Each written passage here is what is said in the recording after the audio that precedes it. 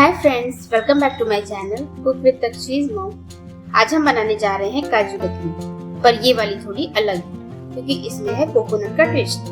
स्वाद इतना खास कि खाने वाला बोल उठे बस एक बाइट में। तो चलिए शुरू करते हैं।